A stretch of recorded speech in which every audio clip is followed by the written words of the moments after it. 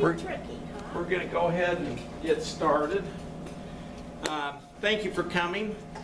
We have had a diabetes lecture previously, and I've updated it because I've gotten a lot of information since the last lecture that is important for helping people with diabetes and helping them get things better off. Diabetes is a group of diseases characterized by high levels of blood glucose, resulting in defects in the insulin production, insulin action, or both.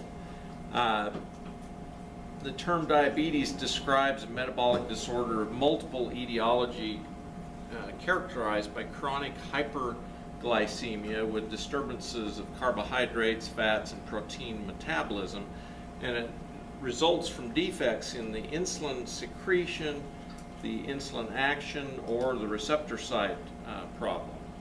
And the effects of diabetes include long-term damage to blood vessels, dysfunction and failure of various organs, the eyes especially, and the kidneys, because they're the most affected by diabetes. However, the skin is also. Go ahead. Scott, last time I sit here, I could see in this camera what was up there. Does that mean the camera is not working, or it is working? The camera is facing me, so I can see when it changes. Okay. All right. I just thought maybe you didn't have. Yeah, it's recording. Okay. It's recording. Sorry. You want me to turn it towards you? No, I'm sorry. I was trying to be helpful. I got nose trouble. Oh, it's cool. There's a lot of symptoms that present with it. Thirst, really craving water all the time, dry mouth, polyuria, blurry vision, weight loss, those kind of things. In its severest forms, ketoacidosis, or a non-ketotic hypoosmolar state, which means your blood's full of sugars, making very many more molecules in there, so your kidneys have to get rid of all these molecules, so you'll end up peeing a lot of glucose out through your kidneys. Sometimes symptoms are non-existent and not severe, and it still may be causing pathologic problems within the kidneys, the eyes, the skin, the blood vessels, and the heart, and the lungs, and the liver. I mean, diabetes affects every organ in the body. Scott, what is it about people, the feet with diabetes? The biggest problem in diabetics is one of the causes is toxins and heavy metals. And heavy metals and toxins gravitate toward the feet. And because of that, when you have a lot of foot problems, it's a sign that you have toxicity in your body. And with diabetics, they also get circulatory problems. And it hits the feet the worst because all the toxins are down there. So diabetics get a lot of neuropathy in their feet, a lot of poor circulation in their feet and their hands. And it's more distal from the rest of the body. Now this I don't know why this slide won't show up on my PowerPoint 2007, it's probably just too old. But this depicts, it had a picture of the United States, the amount of sugar obesity problems in the United States, and the amount of diabetes. And as time has gone on, they have correlated totally obesity with diabetes.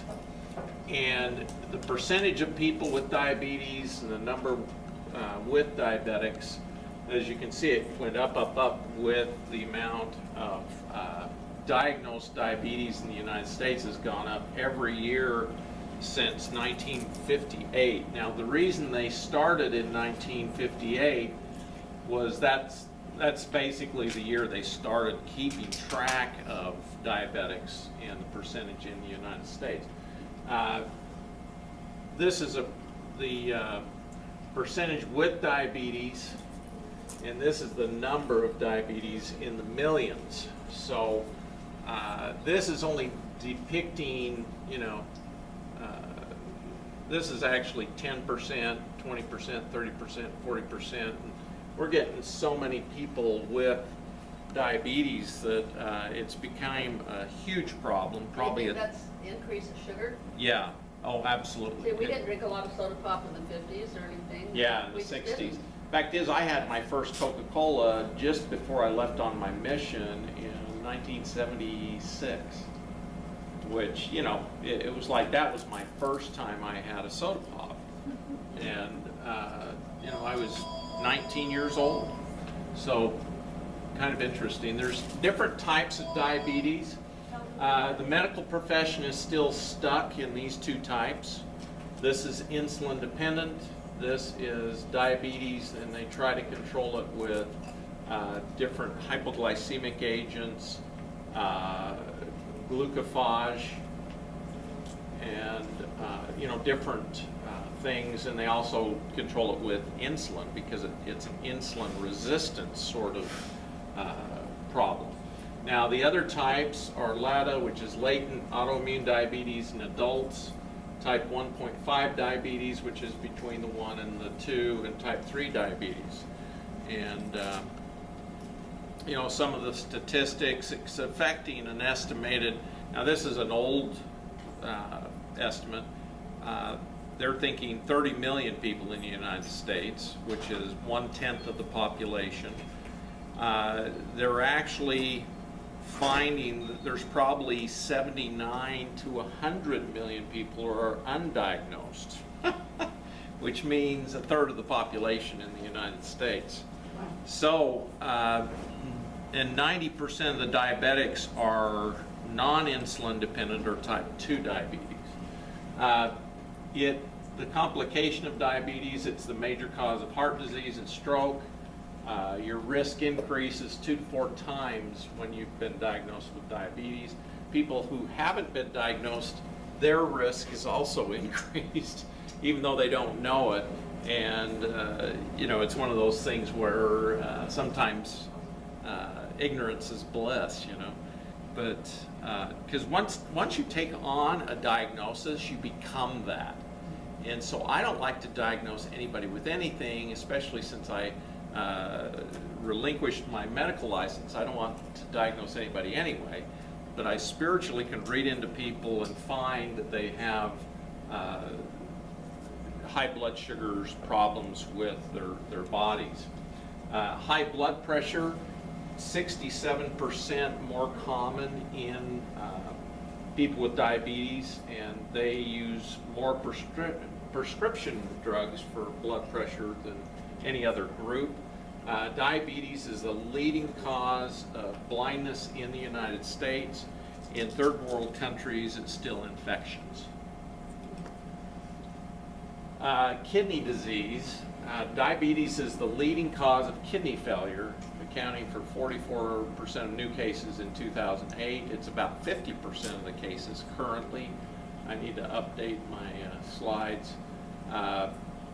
Anyway, the kidney failure happens because in diabetes you're trying to get rid of this glucose, and it's very hard on the nephrons, which are the main unit in the kidneys that clean the blood.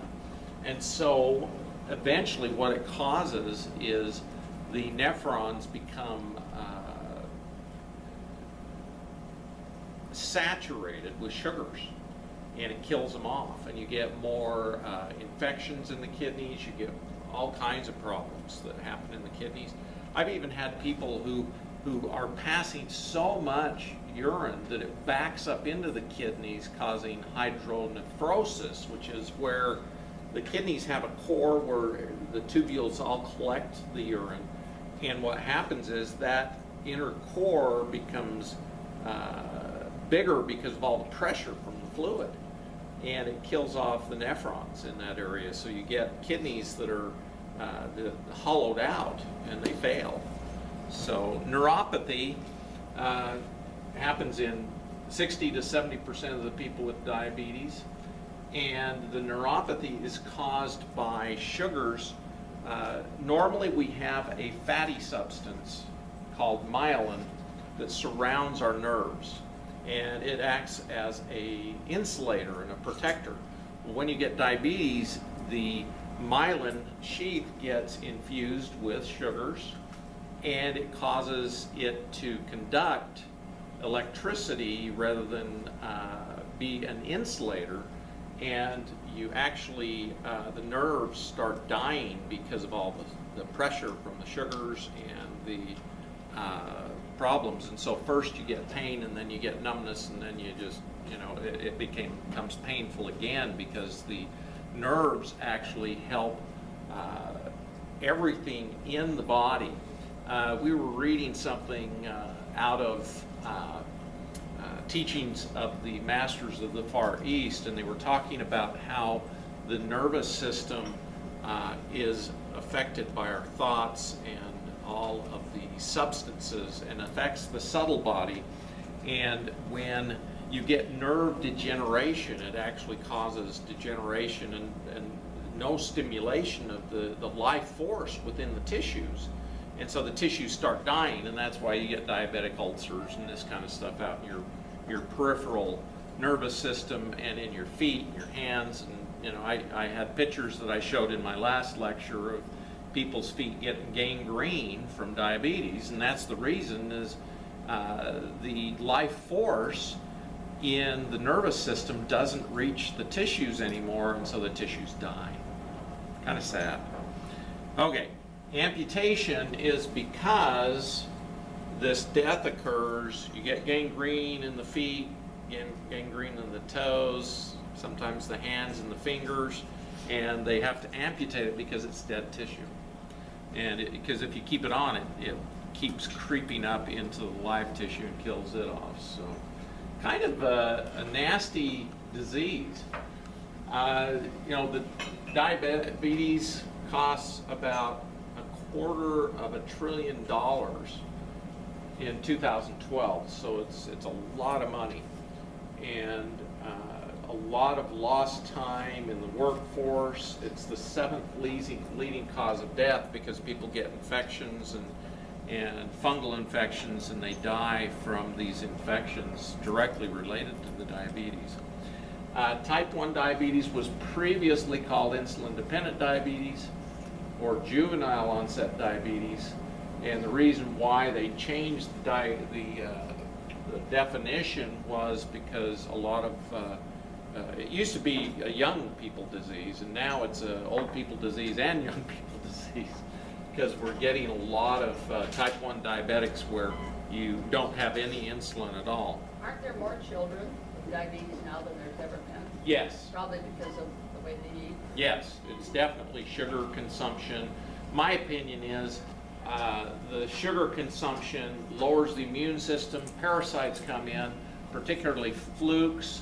And flukes eat that. They have a propensity to go to the pancreas. They call them pancreatic flukes when they're in the pancreas, liver flukes when they're in the liver, but I think they're all the same. When they get in the pancreas, they eat the beta cells, which produce the insulin and cause a deficiency, and eventually they eat them all, and then you need insulin. So they cause type 1 diabetes, and type 2 for that matter. And type 1 accounts for about 5 to 10% of all diagnosed cases, and it's closer to 10% now. It used to be 5% when I started medical school. And they say the risk factors for type 1 include autoimmune, genetic, and environmental factors. I totally agree with the environmental factors in that they have actually shown Roundup causes death to the pancreas. And so a lot of cases of pancreatitis now can be attributable to glyphosate, which, you know, the city of St. George goes around spraying all our sidewalks to get the weeds out instead of having the guys get out and actually work. They're just sitting in a little thing and go along and they spray this stuff that actually is causing a lot of harm to our animals, ourselves. And I think we need to, as a community, you know, get together and ban this stuff, because it's highly toxic.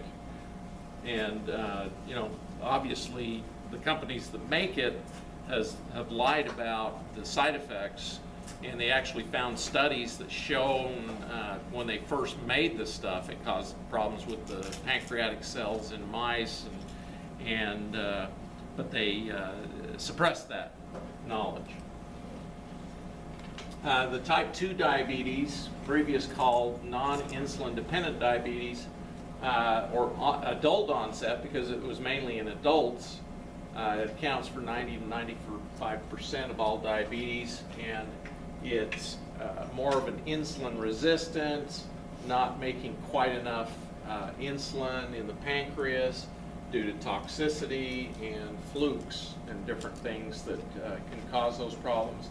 They're finding that a lot of the plastics and the insecticides, herbicides, and different things are basically they're clogging up the cell receptor sites for insulin in the cell membrane, and when that happens, the sugars can't come into the cells, so it remains in the blood and causes you to have diabetes. And so a lot of it is toxins, different problems causing this type 2 diabetes. Also, eating as much sugar as our current population is in the United States, it's causing too much blood sugar, too high of blood sugars all the time. The pancreas is trying to keep up with it, and it basically burns out after time, especially with all the toxins, because we can't rejuvenate the pancreas, medically speaking. However, I believe we can with herbs and different products that we've developed. Now this kind of shows how the glucose levels in a normal person, plenty of insulin receptor sites, the insulin's coming onto the receptor sites, letting the insulin into the cells. In diabetes, you have a higher blood glucose level. Some of the receptor sites are filled with toxins, so they're non-functional, so you've only got a couple of receptor sites and to let in the blood sugars, and that's type 2 diabetes. This is another depiction showing it, and the pancreas produces a peptide called glucagon-like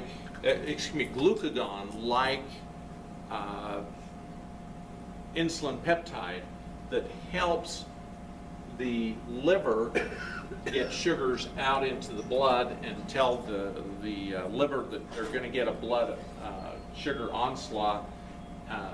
And so this is produced in the pancreas, and they're finding there's problems with that peptide now. And this is new information, and the peptide is not doing its job, and so it's creating even more problems with diabetes. Gestational diabetes is what women get when they're pregnant, and it's a sign they're going to get diabetes, later in life, if not sooner.